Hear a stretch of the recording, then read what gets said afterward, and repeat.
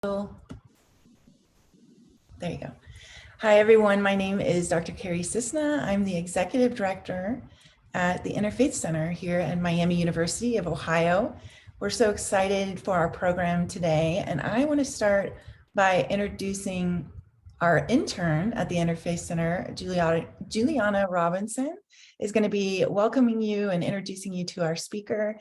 So Juliana, would you like to kick us off? Yeah.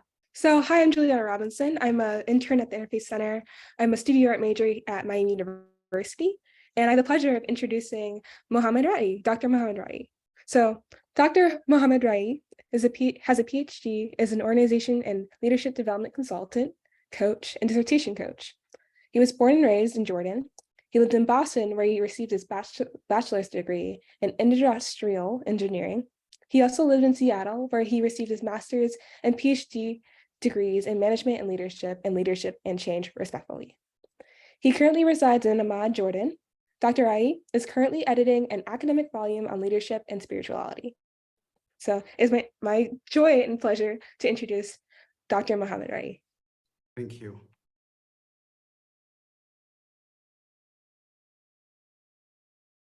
So, thank you so much for having me. It's a great chance to talk about the topic. I don't know how much relevance it has for interfaith because it's kind of unpredictable, but it does happen. Kundalini does happen to people regardless of their faith. So it's good for people to know about it just in case it happens. So I want to start with why I wrote the book. I experienced my Kundalini awakening almost 4 years ago. And in the initial stages after the awakening, I was searching for answers, trying to find out more information, learn about spirituality. But even before my awakening, I was starting to read books about spirituality. So by 3 months after my awakening, I had read like 30 books. So as I was looking for answers, I realized that I had more answers than there were out there. And I started answering questions on Quora. After a while, I realized that people were asking the same questions again and again and again. So I was like, okay, well, I should stop answering questions on Quora after having answered 1,100 questions and just write a book.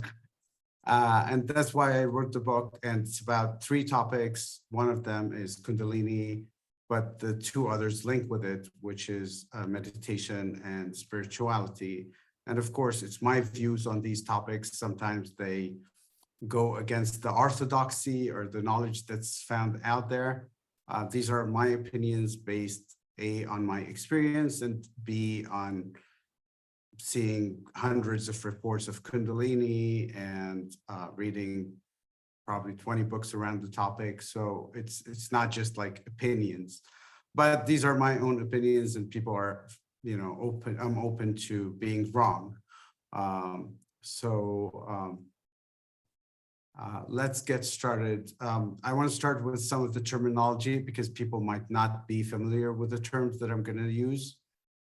The first one is spiritual emergency, which is, it can be defined as critical and experientially difficult stages of a profound psychological transformation that involves one's entire being. They take the form of non-ordinary states of consciousness and involve intense emotions, visions, and other sensory changes and unusual thoughts, as well as various physical manifestations. These episodes often revolve around spiritual themes. They include sequences of psychological death and rebirth, feelings of oneness with the universe, encounters with various mythological beings, and other similar motifs. So the first one is spiritual emergency, and that's to be contrasted with spiritual emergence. Spiritual emergence is the process of personal awakening into a level of perceiving and functioning which is beyond normal ego functioning. At its peak, spiritual emergence is the experience of the ultimate unity of all things, a mystical experience emerging with the divine, which transcends verbal description, Among the positive effects of this process are increasing creativity, feelings of peace, and an expanded sense of compassion. So to sum up, the spiritual emergence and spiritual emergency can lead to the same thing, which is the experiences of oneness, the mystical experience. At the same time, spiritual emergency has the negative part, which is depression, dark night of the soul, not being able to function. So if you're able to function, there's not a lot of distress, then you have a spiritual emergence. If you have a lot of the reports that you see around Kundalini, they fall into spiritual emergency. Another terminology that I want to introduce is samadhi, which means in Hinduism, an experience of oneness, but it also, this is the topmost samadhi. But there are 10 kinds of samadhi, and in Hinduism, it means just meditative absorption. So you could have an object and you could be meditating on it and be absorbed into that object, then you have achieved some level of samadhi. Of course, the topmost samadhi is cosmic consciousness, and there's Sahaja Samadhi, which is, it means you're in constant union with reality. In Buddhism, samadhi just means concentration. This is a quote from Yogananda, the author of Autobiography of the Yogi. In this state, the man in samadhi can perceive the spiritual ocean with its waves of creation, or see the same spiritual ocean transcendently calm, existing without the waves. So these are two ways of describing formless mysticism, which is without the waves, and mysticism with form, which is seeing the individual waves. Okay. Excuse me, sir. And I was wondering if go you could ahead. say your definition again of Hinduism versus Buddhism, the first part Okay, that you said. let's go back just a second. In Buddhism, samadhi just means concentration. It's part of meditation and just means concentration. In Hinduism, it means meditative absorption, either with an object or without an object. So getting into that absorption is kind of similar to the state of flow, where you're absorbed with whatever you're doing, whether it's playing game or playing soccer or whatever. It's the same concept, but as it relates to meditation. Does that help? Yeah, I got Buddhism is more like you're concentrating more like on your, I guess, your inner self and maybe more the world. And Hinduism is kind of like more feelings. In Buddhism, like, it's just a general term to describe concentration. It's not like in Hinduism, it has 10 stages according to Patanjali. Some people say it has 3 stages. It's a more elaborate thing. In Buddhism, just they borrowed the word and made it mean into concentration. Okay, so these are my 2 definitions of Kundalini. Kundalini is a special kind of spiritual awakening involving the awakening of the Kundalini energy. So what's significant about this is that it considers Kundalini is subtype of general spiritual awakening. The other one is a more detailed definition, and it jives with other definitions from other people, which is that it's an energetic, psycho-spiritual, and often physical phenomenon that leads to a temporary or permanent expansion of consciousness, and on occasion can lead to full enlightenment.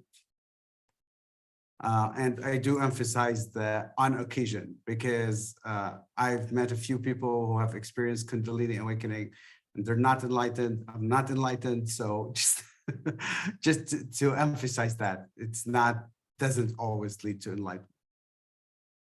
This is the classical model of Kundalini.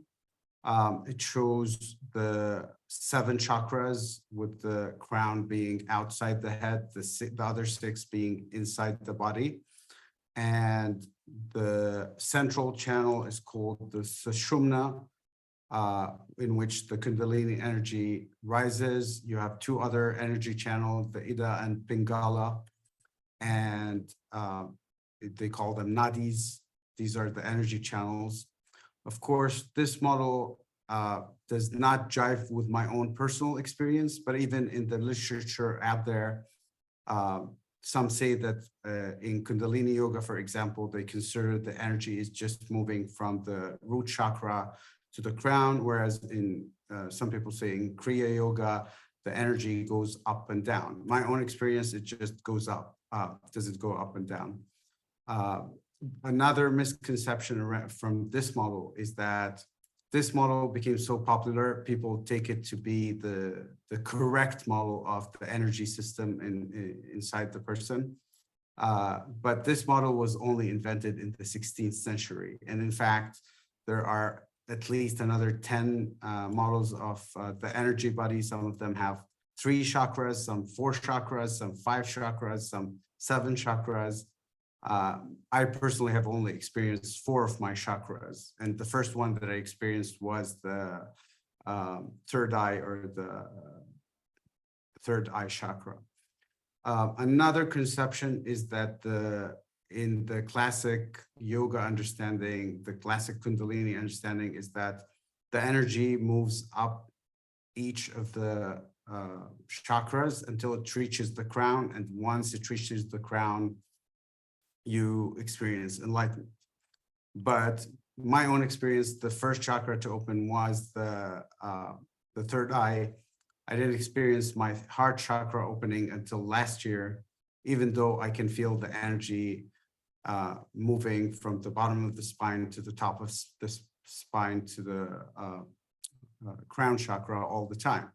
So this is empirical research that shows that basically it's not uncommon for people in the West to have the top 3 chakras open before the bottom chakras, because in the West, people are kind of stuck in their heads. Of course, for those who are interested in the reference, I can send it. But basically, there's empirical research, my own experience, that the chakras do not open necessarily in the order that's depicted in the classical Kundalini literature.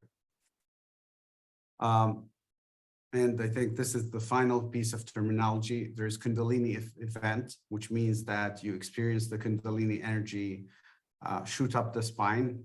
This could be a one-off event and doesn't lead into anything. And I've been in the same room with a few people who had these experiences, and they never experienced anything permanent. They never experienced any expansion of consciousness. And I would say a significant number of people can have these one-off experiences that do not lead into anything. Then there is Kundalini syndrome, which is what you often read about on the internet, which is, oh, somebody said my Kundalini awakened, and then I had all these terrible things, and I'm in depression. My life got ruined, and that's Kundalini syndrome. And then there is Kundalini awakening. So Kundalini awakening is having a Kundalini awakening without the syndrome. And that's kind of the goal. If you want to have a Kundalini awakening, you don't want to have Kundalini syndrome. You want to have Kundalini awakening. More people, I think, in the West have Kundalini syndrome, largely because people are not prepared for it. In terms of especially with spontaneous Kundalini awakening. These are awakenings that happen without any intention or preparation. The person could be just minding their own business, and all of a sudden they have a Kundalini awakening. What are the triggers of Kundalini awakening? So one is being in the presence of someone with very strong Shakti. It could be a guru or somebody with an awakened Kundalini. And these can trigger a temporary Kundalini event or a full Kundalini awakening.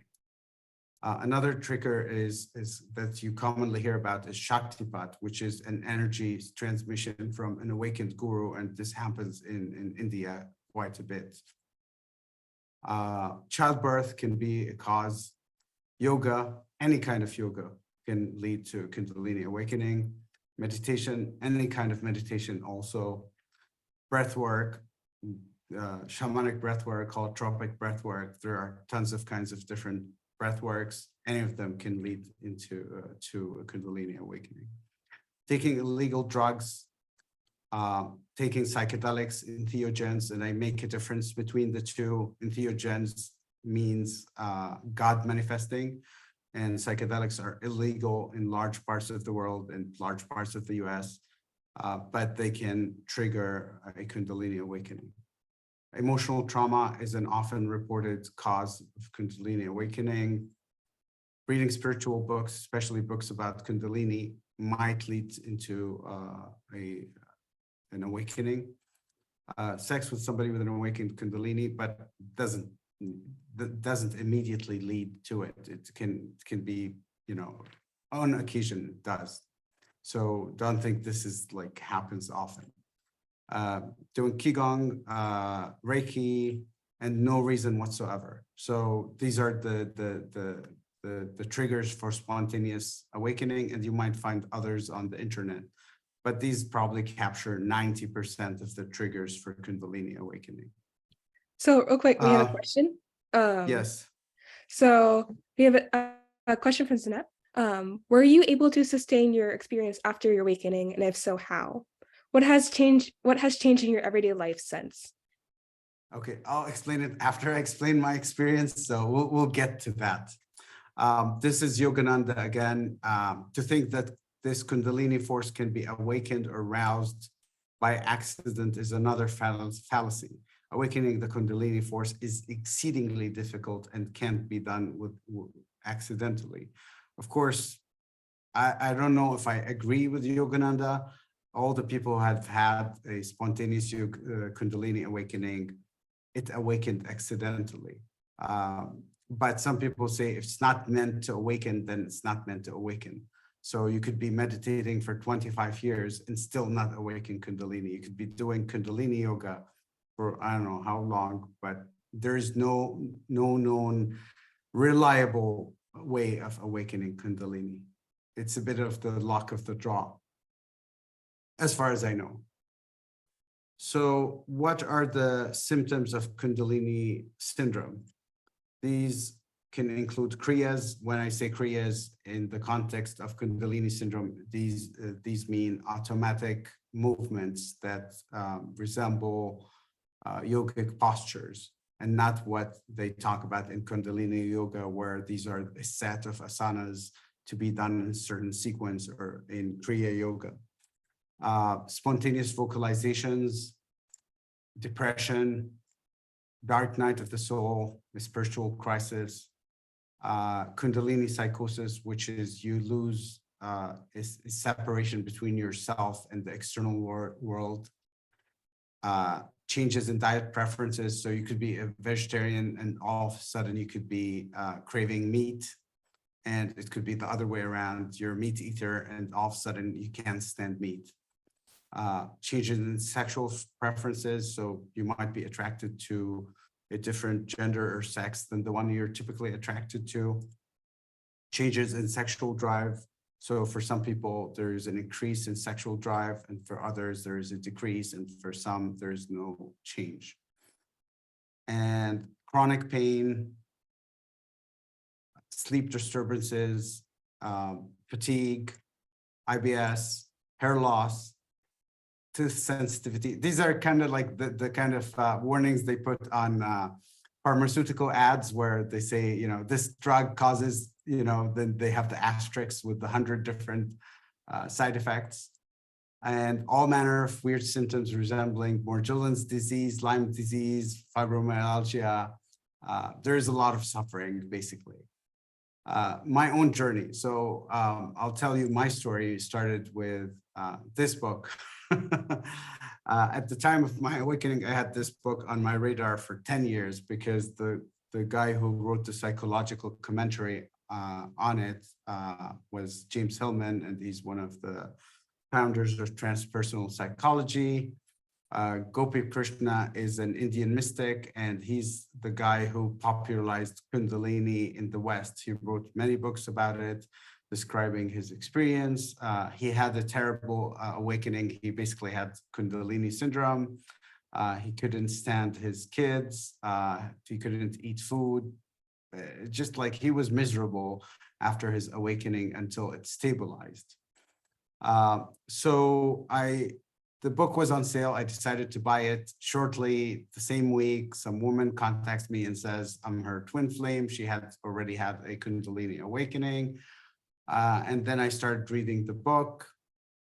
And as I was reading it, I would have to stop every 2 to 3 pages because I would have pressure here in the middle of my forehead that would be kind of intolerable to me. And now knowing what I know that, as I said, Kundalini can be awakened by reading books about Kundalini. Spiritual books can have a level of transmission in them.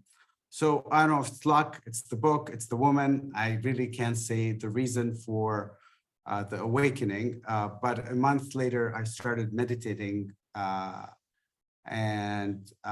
because I read in one of the books that it takes around 10,000 hours to be enlightened. I decided, okay, I'm just gonna meditate for 10,000 hours and be enlightened. And I was meditating between an hour to 2 hours a day. During that time, I experienced one energetic opening. I was meditating and the figure of the Buddha appeared in my mind's eye, and I decided for some odd reason to merge with it. And when I merged with the Buddha, there was a massive release of energy. And this happened again a week later. During that time that I was meditating, I was also experiencing buzzing noise in my ear. And when I read about it, they said, oh, it could be that you're having a spiritual awakening, but I didn't put much stock in it. Anyway, fast forward to almost 4 years ago, I was laying in bed and all of a sudden I felt this pressure at the bottom of my spine. And I was like, what's going on? And just the pressure was so intense. And I felt as if it was a boa constrictor, and I felt it start spiraling around my spine. And having read, and I also heard like a strong buzzing sound, it was so deafening. Having read Gopi Krishna's experience, I was like, oh shit, is this Kundalini? I hope not, God, please no. And I was an atheist at the time, but I said, God, please no, it's, I didn't want anything, having read this experience, to do anything to do with Kundalini. So anyway, for the next 30 or 45 minutes, that spiraling movement, I kept feeling it until there was a sudden shooting of the energy to my crown, and I felt an inner light that came down as I had my eyes closed, but I felt this light come down. And I was like, okay, this is a Kundalini awakening. That's nice. And I didn't know what to make of it, but I knew what it was. And I was lucky in that respect, because most people who have a spontaneous awakening don't know what hit them. So a few days later, I have I can't recall if I felt the energy. I continued to meditate, but a few days later, I had a sexual dream in which there was a person that I did not recognize, but then I felt, when I woke up, I said, I devote myself to the love goddess. And I was like, what? These words, how could they come out of my mind, out of my mouth when I was an atheist? But then I decided, okay, I'm not an atheist anymore. And what happened afterwards was that my vision was completely altered. So I could see at a level of detail hitherto not possible for me. It was just, I could see like every thread in somebody's shirt, every hair on their head. I could see every wave on the lake's surface, and that continued for 2 weeks, perhaps, after that experience. I also experienced energy rushes, like feeling like I was in an elevator, some hair loss, to sensitivity.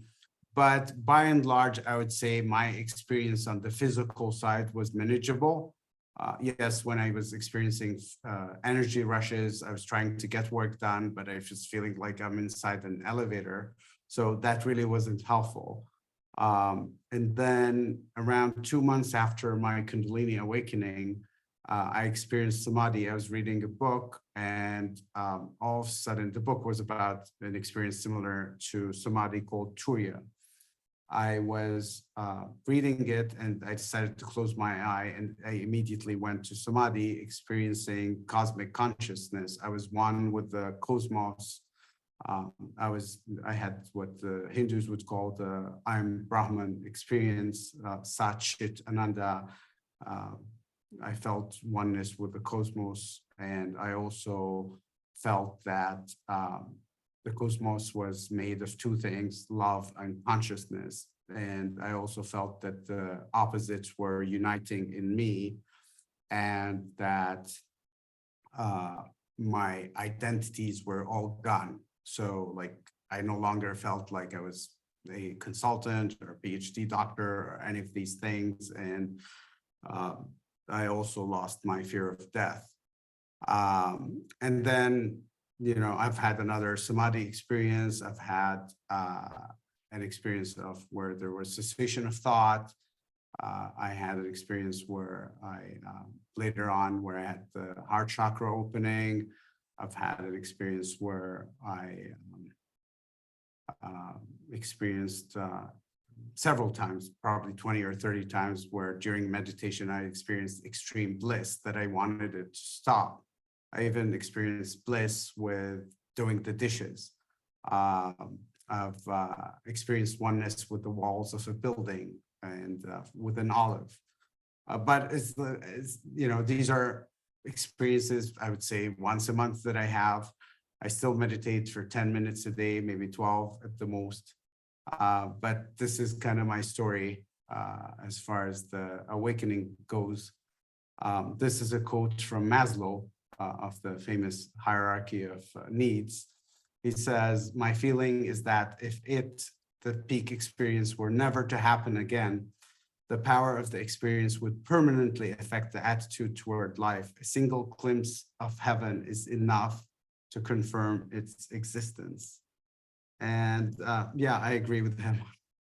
Even if I were never to have another blissful experience, never experience samadhi again, never experience enlightenment, any of it, I think that, having these experiences changed my attitude towards life. So I'll forward through 2 or 3 slides, and then we can have questions. Some misconceptions around Kundalini, the location of energy. So some people say, if you have energy in your hands, it's potentially Kundalini. Yeah, it could be Kundalini, but if it doesn't lead into any expansion of consciousness, then it's probably something else. I don't know what it is, but it's probably not Kundalini. For me, if the energy is in the spine, that's Kundalini. Also, the necessary part is the expansion of consciousness. Kundalini and sexual energy.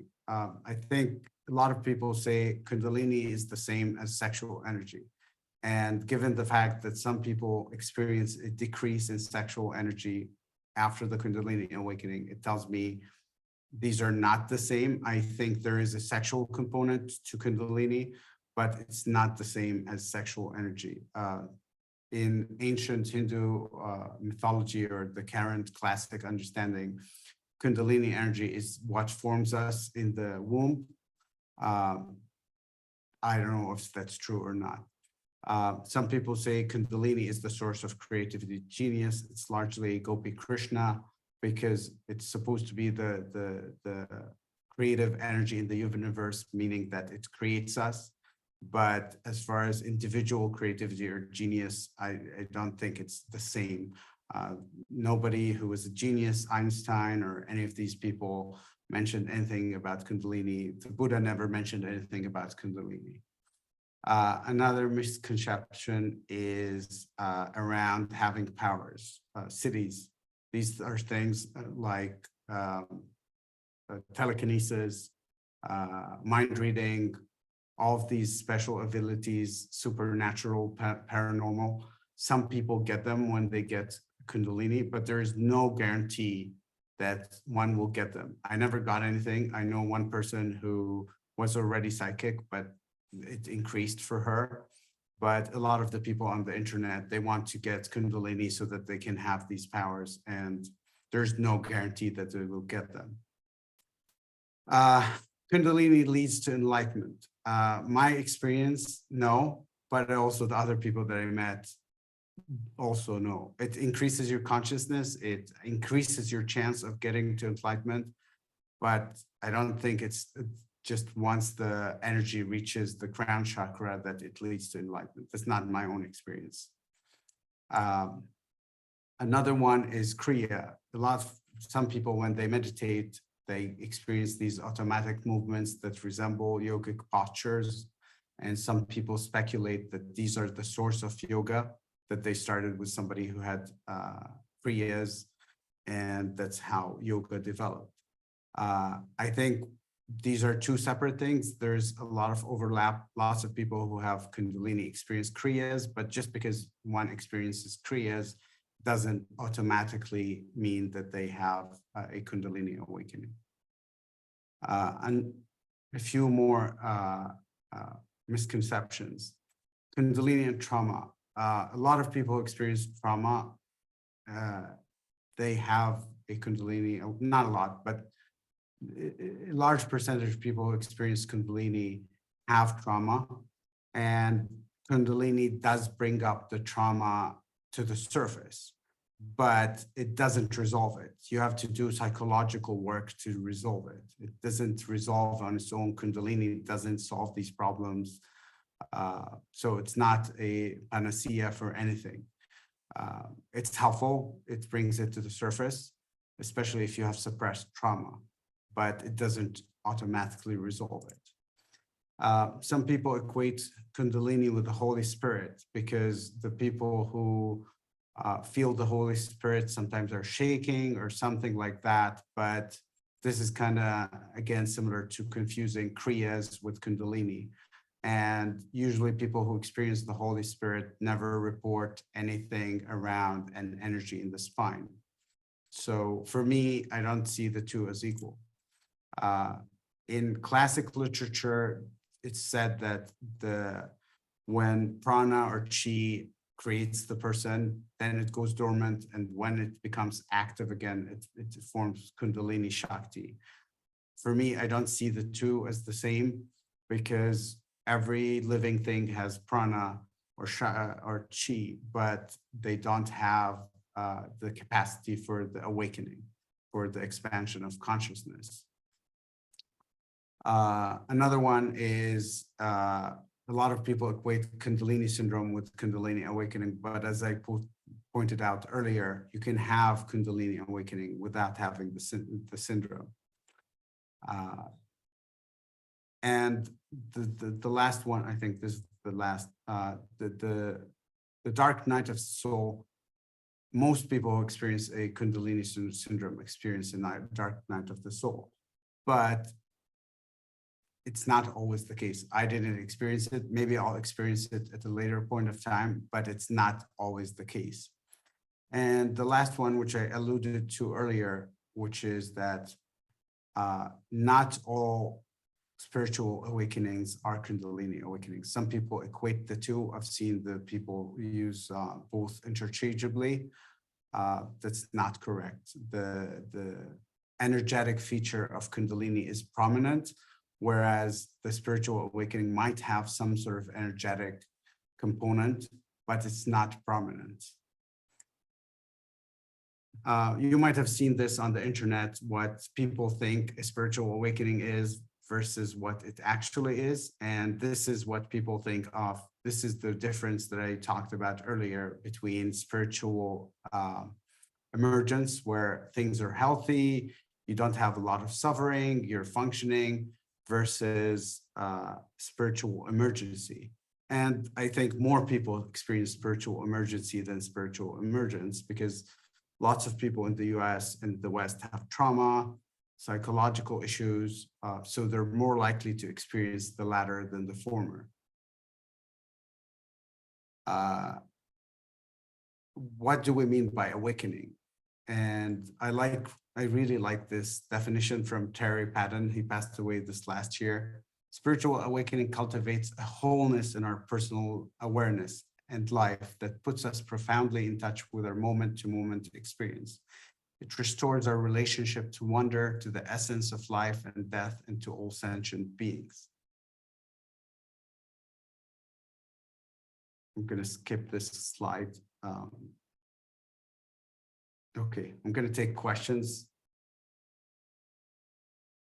Yeah, so you can either share your questions if you want to talk out loud, or if you want to share them in the chat, you can go ahead and do that as well. And it looks like Dustin has raised his hand. So Dustin, do you want to ask? Yep. First of all, I'd like to say that was a great presentation. I really enjoyed that. You were very knowledgeable about the subject. As somebody who just had their third eye open 2 months ago, I definitely could resonate with a lot of stuff that you said. However, I wanted to know, like, because you mentioned like the chakras, that's something I've been looking into recently. What would you say is like your best advice for opening up the rest of your chakras in your to help connect with the original? My advice, I personally, like, even though my Kundalini awakened, I don't follow any sort of chakra meditation. I just do mindfulness, loving kindness, open awareness, and body scan meditation. These are the 4 kinds that I do. I don't attempt to open anything. I do feel a blockage in my navel chakra, but I don't try to open. My advice is, if you think you have psychological issues, work with a psychotherapist on them. My advice is take adult development oriented trainings, because if you have trauma, deal with it. But any attempt to force an experience, I don't advise it. And I'll talk about this in shortly when I talk about meditation. And another question I want to know is, the third eye connected to the pineal gland? My opinion is no, and it's based on the fact that the pineal gland is located in the middle of the brain. And when I feel my third eye, I feel it right in the middle of the forehead. But some people suspect that the pineal gland is the third eye based on ancient conjectures. People in the ancient Egypt thought that's where the soul resided. And I don't know, my opinion is not, but how is that relevant? It just, if it opens, it opens. Doesn't the word corresponds to in terms of brain anatomy, does that really matter? And I guess I had one final question. I was wondering, how do you, I guess, when you, because it was pretty obvious when my third eye opened, but is it pretty obvious for the other chakras that open for you as well in your experience? So when my heart chakra opened or activated, I was reading something around love or something like that. And all of a sudden I felt this energy pour out of my heart, and love and energy. So that's how I felt. My root chakra, I know the energy is flowing from there all the way up to the crown. And then when I experienced my crown chakra during my samadhi, I felt energy come out of my forehead. From the top of my head. So I guess you can feel it when they open. When there's a blockage, you can feel it, but it also requires that you have awareness of your energy body. So I can feel my energy body when I meditate, and sometimes when I'm not meditating. So kind of that experience of your energy body is essential. Can you explain what an energy body is? Okay, so in yogic tradition or Hinduism, you have 3 bodies, or dosas, I think they call them, and they're kind of like nested dolls, not exactly like nested dolls, but you have your gross body, your physical body, and superimposed on it is your energy body. And that your subtle body, they call it, and that's where the chakras are. So the chakras are in your energy body.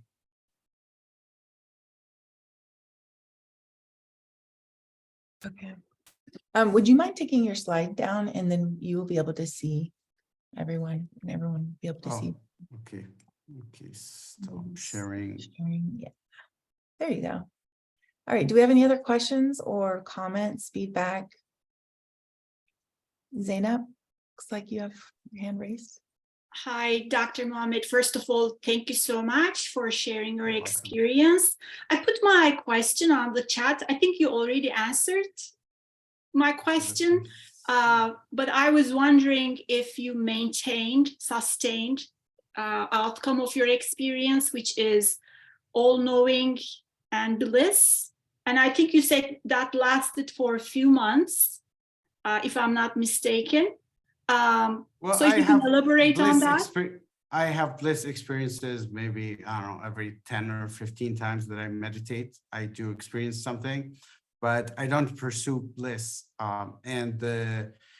When I meditate, I want to share something from a slide that I have, which is, just give me a second. Also, I didn't see the slides. I don't know everyone else, but You didn't see the slides? Or? Oh, I saw them.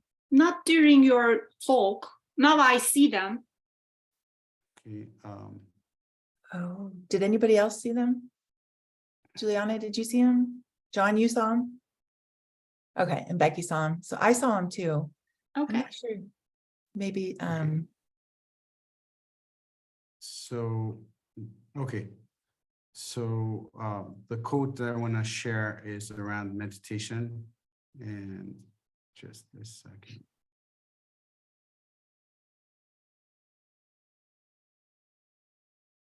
Okay. This is from Shinryo Suzuki. It says, as long as you think I'm doing this or have to do this, I must attain something special. You're actually not doing anything when you're not trying to do anything special. Then you do something. Then when there's no gaining idea in what you do something. Basically what he's saying is, don't try to get any experiences from your meditation. If you try to do something, to experience bliss, to do any of these things, it's not going to happen. If you just let go and just sit and meditate, then it will happen. And that's my experience. When I meditate, I have no goal. I just sit and meditate and try to focus on my breath. Occasionally I go to, like, in the middle of the focus of the breath, I do loving kindness or body scan or whatever. But I don't pursue spiritual experiences. They might never happen again. I just sit and meditate every day with no, yeah, sure, the overarching goal is enlightenment, but it's not something I'm like actively pursuing. Hey, I want to get enlightened. I'm going to meditate 10,000 hours. That's me from 4 years ago. I'm just going to meditate every day. Whatever happens, happens. I don't have spiritual identity. Lots of people, and they have slides about it, get into spiritual materialism, where they get attached to experiences, they get attached to a spiritual identity. I've vowed that if I get enlightened, I'll never wear anything different than what I'm wearing. I'm not going to put any special makeup. I'm not going to I have no attachment to these things. And that answers my question, like what changed in your day-to-day life. You also mentioned the fear of death. You don't have that anymore, loving kindness. So maybe a related question is, are you able to sustain those outcomes? Occasionally, after meditating for, I don't know, 300, 400 hours, I could be very calm in the middle of the storm.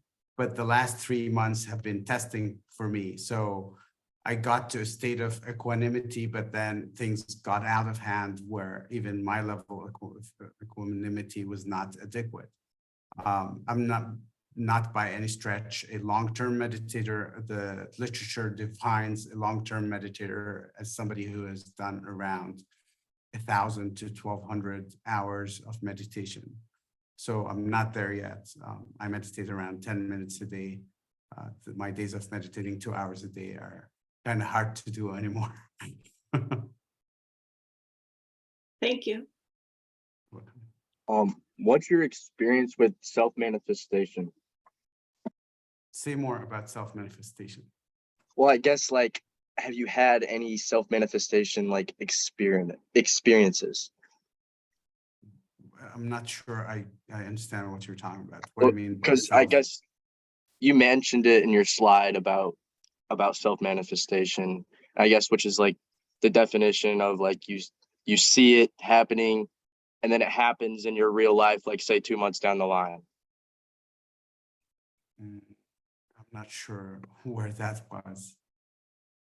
Maybe where you making things a reality, like trying to manifest something is where. Oh, manifesting as in, okay. I'm Yeah. actually against manifesting. In Oh. terms of it's, if you're trying to manifest something, it means you're trying to control reality. But for me, spirituality is about letting go of the control. Yes, I am in control some of the time, but it's assuming that I can control reality. It's kind of hubris. It's the definition of spiritual materialism. It's spirituality in service of the ego. Who wants to manifest something besides the ego?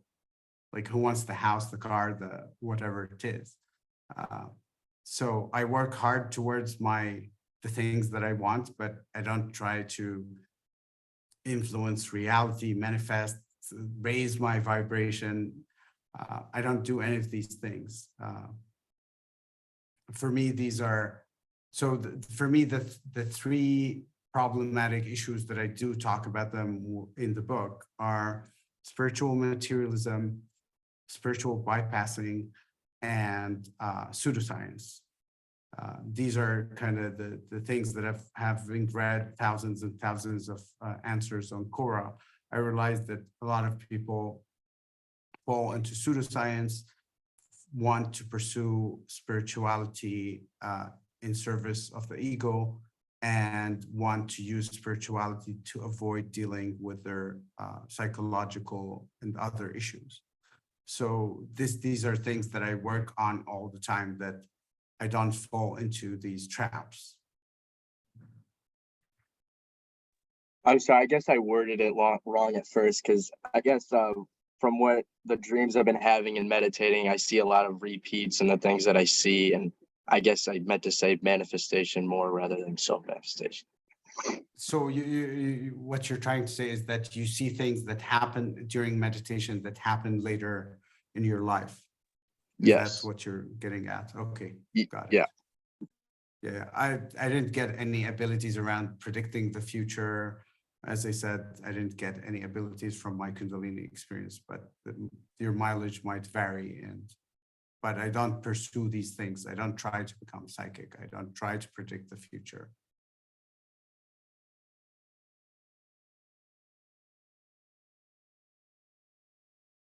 Would you mind just describing really quick what you said? Spiritual bypassing, spiritual materialism is right when you're trying to maybe create more money in your life, right? This kind of prosperity gospel or things like I'm going to use spirituality to create things. But what is spiritual bypassing? Or yeah, describe both of them. Can you see my screen? Yeah. So Chogyam Trungpa, he coined this term, but spiritual teachers for millennia have known about it, have warned about it, which is no matter what the practice or teaching is, ego loves to wait in ambush to appropriate spirituality for its own survival and gain. And the way I see it is people kind of having a spiritual identity. As I said, I don't have a spiritual identity. And when I had my Samadhi experience, I kind of lost all of my identities. I feel like I am, but I'm not like loving awareness. I just am without any qualifiers. Just am. That's it. I don't feel like consultant or anything. I just feel I am. That's it. So this is spiritual materialism. And this is a meme that's been circulating on the internet for so long. You can see it. It says, "Tell me the truth, I'm ready to hear it. Attachment to spiritual identity is ego too." And you see her crying because she's attached to her spiritual identity. The other one is this is one of my favorite quotes, is if you expect any benefits from your search, material, mental, spiritual, you have missed the point. Truth gives no advantage. It gives you no higher status, no power over others. All you get is truth and the freedom from the false. This is kind of my belief. I don't pursue, as I said, I don't pursue bliss. If it happens, it happens. It just is. The other one is spiritual bypassing. It tends to use spiritual ideas and practices to sidestep or avoid facing unresolved emotional issues, psychological wounds, and unfinished developmental tasks. So you see it where people want to go, they have a breakup, they have, I don't know, family problems, they want to go to an ashram in India and just live there. But part of it is not just spiritual pursuit. They want to avoid the pain. And then part of the spiritual bypassing is also gaslighting oneself and others. You see it in this kind of meme where you gaslight things where you say there's only love and light and don't acknowledge the suffering. And I've seen it online where people were avoiding any discussions around racism because they don't want to hear about suffering. There's only love and light.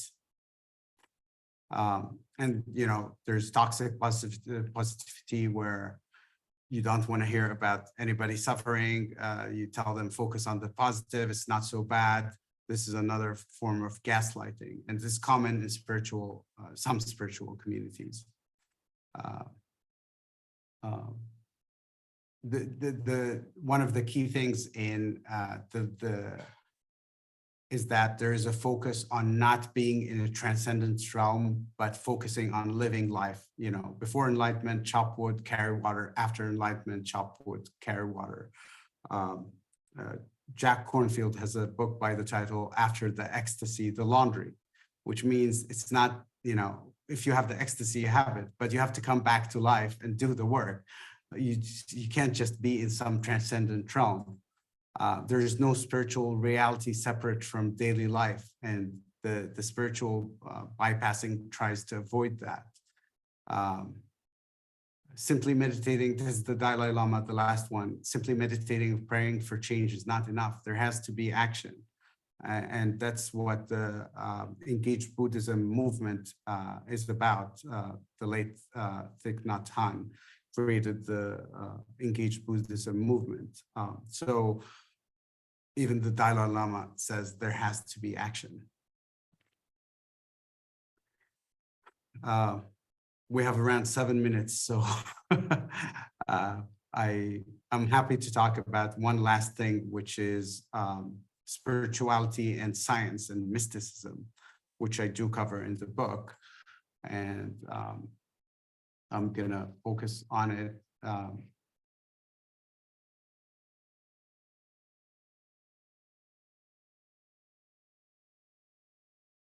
So does science, quantum physics support mysticism? And I know the center had some other person talk about the overlap between science and mysticism. So what I wanted to do is bring what the founders of quantum mechanics said about mysticism. So this is a current guy, his name is Shinzen Yang, and he says, many meditation masters, current and past, have formulated their teachings with less than full rigor by making unwarranted, sweeping philosophical claims about the nature of objective reality based on their subjective experience, claims that tend to offend scientists and hence impede the science spirituality courtship. So I'm just gonna quickly show this one is my discoveries are useless if taken out of context in the media, and also the lay people say scientists claim their discoveries are useless. And I see this often, things taken out of context. So this is Niels Bohr, one of the founders of quantum physics, and he said basically he was not approving of mysticism in any way. And then Albert Einstein, he he refused to be accused of mysticism. He said at the bottom of the last quote, he said, mysticism, in fact, is the only reproach that people cannot level at my theory. This is Albert Einstein saying that he's not a mystic. Let's look at Max Planck, another founder of quantum mechanics, and he said he was very critical of mysticism. So the point that I want to make is that the founders, most of the founders of quantum mechanics were definitely not fond of mysticism. Now, I've had mystical experiences, but for me, it's having an engineering background, I see a lot of taking the science out of context. Anyway, we can discuss this in some other talk, but any questions?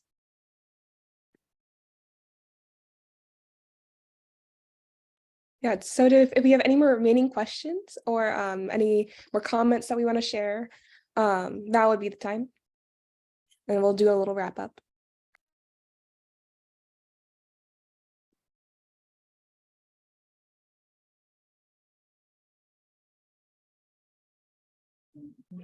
You have any final thoughts, Dr. Raei? Well, for the last 3 years have been, as I said, that I find that the biggest traps for spirituality, first of all, I tell people, don't try to pursue Kundalini. If it awakens on its own, it awakens on its own. If you want to awaken Kundalini, work on your psychological issues, physical issues, do your work before you attempt anything, meditate for 1,000 hours.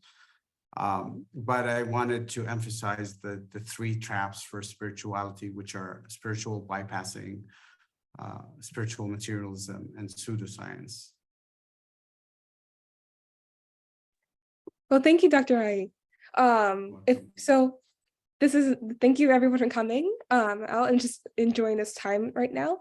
I'm going to kind of invite everyone to check out maybe future events that we're having at the Interfaith Center. You can check out the website, just look up Interfaith Center on Google or Yahoo or whatever search engine you would like.